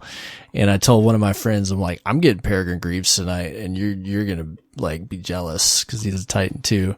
And we were like bickering among each other. And I was like, it dropped at a Gambit match, and I was like, guess what I just got, dude? I was like, I just got Peregrine Greaves. Get wrecked. Yeah, he didn't believe me, but I got it. So scream at your television, and that's how you get exotic drops you want. That's the trick. You have to scream Peregrine Greaves. Specifically you have to, but it only works for Peregrine Greaves, I think. I'm hoping I haven't used all my exotic RNG on the 7 old exotics I've got in the last few weeks. I need Greaves. I need to hear from Luke Smith about exotic duplication protection that was supposedly coded in the game and doesn't work anymore. The game or the Twitter handle, sorry, but somebody did tweet me this week, and I saw that they had mentioned that they did say that duplication leaned towards armor. I don't remember the last update on the duplication status. We do need an update on that.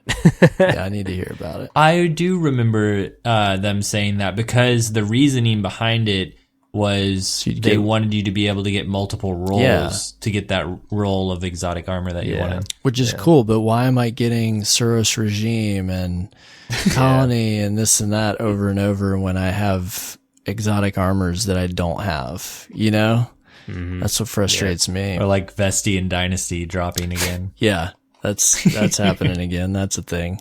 Thanks a lot. Petra, for your freaking gun. You've been giving it to me since Destiny 1. I mean, come on. What else has been going on in your reset? Lego, you have any other fun shenanigans? Yeah, I mean, the main thing is the comp grind for me right now. I'd been kind of putting it off a little bit this season with Menagerie and, going for all my roles, which I did. Oh my gosh, I got so many Aaron Tells this last week. I probably have like 30 to 40 that I got doing the chess thing. And I still don't have the role I want. There's like 2 or 3 that I'm going for and I haven't got any of them, but I have some good guns, no doubt. So that's going on, but mainly the comp grind. Actually been, after my wife goes to bed, just, staying up with some boys and trying to get it done. Had a bad night and then had a really good night, up to 4,000 now comp score. So I'm getting close to that Unbroken is my third season. Dude. So cool. I'm ready for it. That's awesome. Quite an accomplishment. Yeah, well, maybe one We had day. some great games too. There were some, I had one game in particular, I posted it up on Twitter earlier, where I was after the night was over, and a lot of times I'll do cooldown Rumble games. I know that isn't a cooldown for most people, but for me, it kind of just like settles me down after communicating so much in comp. And instead of hitting Rumble, I hit the competitive playlist solo at 4,000. And that was an experience because my 2 blueberries, 2 of them left, and it was just me and another random guy who I wasn't talking to against a 4-stack, with some not forgottens and whatnot, and ended up holding it together almost the entire game until the very end. They got ahead of us with just a super chains. But we were holding our own, and I put a clip up of I got 5 in a row without dying and a 2v4, and It was just moments like that, man, are just so fun, where you just are put on the line. It felt like, a Trials moment where you're the last man standing. That was the other reason Trials was amazing. I remember posting a quick clip from just quick play, and it was the final kill, and a Guardian popped Goldie, and I just got that crispy snipe off, and I tweeted out, and I'm like, just imagine if this was 1v1 in the last round of the last game to get to the lighthouse. That is what Trials did. You're exactly right, man. Those moments, even in our current Crucible, or what the Crucible is all about, they're just a rush, man. It's intense. For sure. Yeah. That's about it for my reset, though, I think. Very cool. Yeah, we're still early into the week. It's a season-long grind for sure. 3 season-long 3 grind, seasons. actually. I was going to say, I think I'm 6. Is there 11? I think I'm 6 of 11 right now. I hope to be like 8 or 9 of 11 after this season, but that Unbroken one, that's going to be the last one I'm going to have to get. The Legend, 3-time Legend. So it's on my radar. And you see, I'm saving my. I don't have any seals yet. I'm just going for my sole focus. I just wanted to get this, So I think that'll be cool for me. It's like my personal pinnacle thing that I'm going for. Even certainly the most even though challenging it feels pinnacle of the seal pinnacles to get, Yes. You definitely wear that one like a badge of honor if you pull that off, in my opinion. That's the one I'm probably never gonna earn. I don't know. And Cyborg has 5 or 6 now, I think. 6. Nice. Yeah. Very nice. Y'all are getting it. I've kind of cooled off. It's funny. I decided, I think I was just on such a grind the past 2 seasons on titles. I won't say I burnt out, but I think I'm going to kind of cool down a little bit on the grindiness that I've been after, especially with the content coming in this fall. Like, I kind of gotta pace myself a little bit so I don't burn out. So I think I'm going to kind of take it a little more chill on the titles this season and just play what's fun and get the cool loot and stuff, but not grind so hard at it. And especially because I have a lot of other stuff going on too that I need to focus a little more on what else is happening in the real world sometimes. So that happens. Yeah, definitely, man. But Destiny's a game you can do that. You can step away and you can play a little more casually at times. And then when there's something that you, especially with this annual pass, like when there's something really fun that you're more interested in, like you can you can dive a little deeper and have fun with that. And then when you've kind of exhausted that and there's something new, you can play it casually if you like. And I think while there's like minute, you know, I wouldn't say failures, but like there's definitely like things that can be improved, right? I think, but overall, like the concept of the annual pass, I think has been a win in my opinion. Just because of the ebb and the flow and the variety that we've gotten and like all the cool stuff and new things to do that we've gotten over the past year, I felt like it has been the most just active Destiny experience we may have ever had so far. So I agree. Yeah. What else have you been up to this reset, Cyborg? Man, that's it so far. I think I covered like what I've gotten into, just doing some menagerie, did the heroic and stuff, and kind of trying to get my hunter up to 750. I've got my other 2 guardians up. So I gotta give him a little love, I guess. And then so we're scheduled to do some raid stuff. The first raid challenge is up this week. That we unlocked once you hit, I think clan rank 4, you get to do those. So I think we're going to try to tackle this weekend, and it looks pretty simple. It's not too complicated. It's on the first, encounter. You, can only 2 guardians can hold the witch's blessing at a time. So it kind of just forces you to, break up essentially into like 2 groups of 3 rather than 3 groups of 2 is how you would probably more commonly do it. But I don't think it'll be too tough to pull off in that encounter.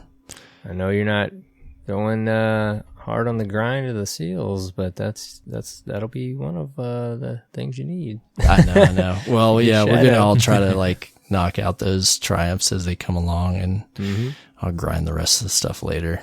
Yeah. It ain't going anywhere. That's the cool thing. Like, I like the system with the triumphs and the seals. Like, for the most part, you can do it on your time, and come back and do stuff. Like, same thing with Reckoner. Like, I've got some of it done, but I know I can kind of slowly knock it out over time, and I'm not necessarily gonna be like locked out of anything, So I like that I can kind of do those at my own pace.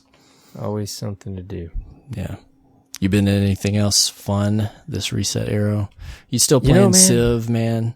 Dude, no, I'm not playing Civ. I want to, but there's just so much to do in Destiny.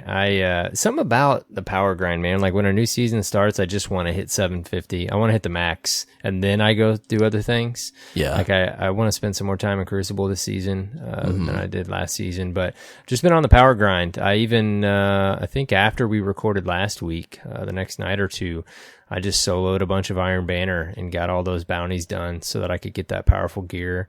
And I did. I actually finally put in some time into Iron Banner. I mean, it was a good time. Did you finish that quest? Did you end up finishing it? No, I'm only like on step 3. Even what about you, Lego? Did you do that quest last week? That's step 3, man. Yeah. That is the grenade kills. That, oh man, that's rough. And it's funny because in the past when we had some bounties that were just really challenging for Iron Banner, I remember grenade kills being one of the ones that people complained about, and yet here we are again. Once again. It's like some things, you give Bungie credit and they really like learn. It's like, did they forget? Yeah, but then sometimes it's like, all right, which one of you just has this fascination with punishing us that way? Like, come on. Like, what are y'all doing to us here? You know that we hated this. Yeah, and I did enjoy it, at least just playing Iron Banner. It was fun. Like I said, I played, it was late, so I played solo. I really was dedicated to get those bounties done to get that powerful gear. And then I've just been doing the menagerie stuff and grinding for my Austringer. I'm looking for a specific role there. I thought I was done with Beloved, but Fallout told me in a video that if I have quick draw, snapshot and quick draw, that I don't need a handling masterwork. So, so now I'm like, oh man, like I really thought I had like the one, but it's pretty close. Fallout will do that to you though. But yeah, man, that's pretty much been the gist of it for me. Just having fun doing the power grind for the most part. I'm going to finish off, I think, man, within the first 2 nights of the season, I finished the first 2 steps of Revoker, just went on a sniper spree crucible, just rampage. And then I think I made it up to like 1,500 on the 2,500 that's needed. Is it 2,500 or 3,000? 3,500. Oh, it's 3,500. Yeah. That's right. Yeah. So I made it to like 1,500 the first couple nights, and then I kind of just backed off, and I've been doing the power grind. So I think I'm up to like 2,200 now. So I really kind of just want to finish that off. So I think that. And it's like total glory, right? It's not. So there's no. You don't feel as bad playing solo, because if you lose, you just don't progress, but you don't backtrack. So it's really kind of nice. I think we talked about that when they announced that, and I think they've hit kind of a nice little spot here with that Crucible Pinnacle quest. The one thing that I wish that because I love it, the change, because it gets more people playing, and it doesn't make you feel bad if you have a bad night. It's like, oh, well, we'll just try again tomorrow. Kind of, the way you would trials or something like that. You're just making progress this time instead. The one thing that I wish is that there was like further rewards for the different ranks within comp. Like if that's your thing, is Crucible, there should be like some sort of incentive other than the universal like thing. I'm not saying it should be a gun or anything like that, but even an emblem, an emo, to reward, the player that Crucible is their thing, because they've and casual is the wrong word, but they've made this Pinnacle weapon more accessible, which is a good thing. Like you said, it gets more people on the playlist. Agreed. But it's never a bad thing to throw something a little higher tiered, maybe something not quite as potent as Not Forgotten, but something up there that gets you, for example. And I love the Crucible, like us playing, pushing for that higher tier reward.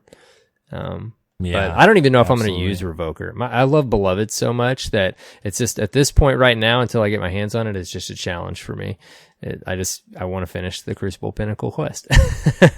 Yeah, I think it's a good comp gun due to like the short ammo for like survival or what's the other? It's the gun model that I don't know if I'm a fan of. I love. Oh, yeah, I see. Yeah, that plays a big role for me. If it feels great, it could work out. It could balance it out for me. But I just love the kind of trimmer gun model of the Beloved style that back in the day, her Benevolence, and I've been using the Aachen, dude, the blue Aachen, up until Beloved was a thing. So it's awesome. Yeah. Anyways, that's what I've been up to.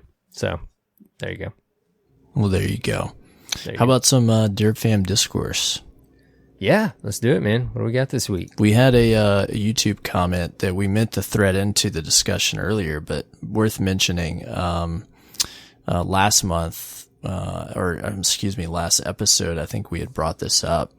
And a user had commented on our video that was that had the show. And so this is from Christian, and he or she, not sure which, but they said, only one loot drop at the end of Menagerie would kill that mode for many people. One round can take 20 minutes. I got 80 Austringers, and 2 of those are somewhat close to a god roll. I'm still hunting my perfect roll, and I also need to get other weapons and armor with good rolls. Reckoning left such a sour taste with its time/reward discrepancy that multiple loot rewards are very much needed. So that's, at least one statistic there. 80 Austringers dropped, and only a couple that they really felt were worth keeping. It's crazy. Yeah. At first I was like, maybe this Guardian is just a little pumped up and exaggerating a bit, but probably not. I mean, you can farm Menagerie. Yeah, I mean, like you could crazy. get it if you just wanted one gun. I mean, right now, 80 would be, let's say that you can get 6 to drop, so that'd be like, I don't know, like 15 runs or something. Yeah, especially in the amount of time we've had it. Yeah. It's not unrealistic. Yeah. So yeah, that definitely makes it harder to get the roll that you want, even on one gun. And I mean, there's 7 guns. They've done a good job at that's one thing we got to give them credit for. They've done a good job at giving us weapons we want to chase, right? Yeah, they're all, there's plenty. Pretty cool. Little the guns Fusion, to play the around Sniper, with. the hand cannon. I mean, and then grinding for the older ones. Yeah. Mm-hmm. So yeah, I even got like a pretty fun little roll on Callus's mini tool that I was having fun with. Nice. They're I've seen that thing in the guns. Crucible, man. I've ran into that a couple times in the Crucible. Yeah. Yeah, it's a good gun. It's a good little gun if you're into the SMIGs. Well, there's one response on that. I think we got a speak pipe as well, right? Yeah, we got a speak pipe from Hindu Fury. We've had this one just a couple weeks. We told you we'd throw it in here. We love speak pipes and love the question you're presenting to us. So why don't we take a listen to it? Hey, y'all. I go by Hindu Fury both on PC and PS4 for Destiny. Been playing Destiny since the alpha of Destiny 1. Big fan of the podcast. The inspiration for my question comes from this latest season. It really hasn't grabbed me. I've been looking at other games to really scratch that itch of enjoyment that I get from video games. I've been basically phoning it in. It feels like doing chores with the Season of Opulence. But I know I'll come back to it after enjoying some other games. And so my question is, we know why you play Destiny. Have y'all taken a break from Destiny in the past? And what are the reasons that you've taken breaks from Destiny if you have? Thanks. Hindu, great question, man, and I guess timely because I was just talking about this. It's kind of funny. But yeah, reasons that we've stepped back and taken breaks. Sometimes, for me, sometimes I go a little too no life on stuff, and it'll catch up to me. Like I'll just need to spend more time with my family, or like get more sleep is a big one. Like I usually you just did that with the raid, right? Yeah, I usually won't make a sacrifice, on work or family time to play games, but I'll pay for it with less sleep or something, and that can really catch up, and I'll burn out and just be like totally, exhaust myself, which is really bad for my health. But this is what I do sometimes. So that's one reason I've taken breaks sometimes. I don't know. What about you guys? What do you think, Lego? I think, for me, because I definitely have taken breaks during Season of the Drifter, like a week or two, like here and there, and during before Forsaken came out, just a week or two here and there, because I feel like, just because there's stuff available, like it's gonna be available later, you don't have to do it right then. I think a lot of people feel like something new's out and they got to do it right away to like be up with everyone, but you can catch up pretty easily in Destiny, and it's really you enjoy the game more when you take your time with it. Something, not saying like you need to not get your light level up super fast or anything like that. I'm just saying that you could take the break to go play a different game for a second. Like I played PUBG or Apex or a story-driven game for just a week or two. And when I come back to Destiny, I'm like super amped to play it. It's really nice. And the same reason Cyborg too. A lot of times life stuff just happens. Maybe I need more sleep, or I just have a crazy work week and I choose to work that night I own my own business. So sometimes you just got to do what you got to do. And that gives me more time with my family later. So, and that just makes it more fun when you come back and play with all your friends online. So totally with you on that. Yeah. What about you, Arrow? And it's the same thing. I get that, like we talked about earlier, and you mentioned Lego, I get that single player itch, and I never really, unless it's just a really busy week, with family stuff or, work, I usually fit in a play session at least, of Destiny, even if I'm playing Spider-Man or something like I was a couple months ago. Destiny's usually always in the rotation. It's the constant, but, it's usually, if I'm getting an itch for a different kind of game, something comes out that I've always been a fan of. And then same thing. Other weeks, it's just been really busy, and I have, spending time with the family, and I'm just tired by the time. Usually I'm up till anywhere between 12 and 3 in the morning, and, get up at 6, 7 o'clock, and it's fine. But some weeks it's like, I'm tired, and when I would normally jump on Destiny, I just crash. I've been there. Been there. And it's like it happens, and sometimes some resets, we'll call it. I don't know if maybe my body's like, dude, you're on the borderline of getting a cold. You need to sleep. So you need a human reset. Get some sleep. But yeah, no, same thing. But Destiny, man, that's the great thing about Destiny, and we've talked about it before. Just where I'm at in my life and family and work and this or that. Destiny is such a great game to always be able to balance with that, no matter how much time you have to play it. You can jump in and play solo a little bit if you got 30 minutes, or if you got longer, you can jump in with some friends and run, Menagerie or a raid, in Cyborg's case. And, it just, I don't know, it works, man. Destiny works for, I think you guys are the same. It works for where I'm at in my life right now. It balances well with it. So yeah. It's nice to be able to invest in one game, know a lot about one game. The other reason I thought of as well is usually before a major content release, I'll take like that week, maybe a week and a half before, and I'll kind of just chill, catch up on sleep, maybe play another game here or there. Just like, all right, I know I'm about to no life this for 2 weeks. I better like step back a little bit, Yeah. Spend a little extra time with the wife, Yeah.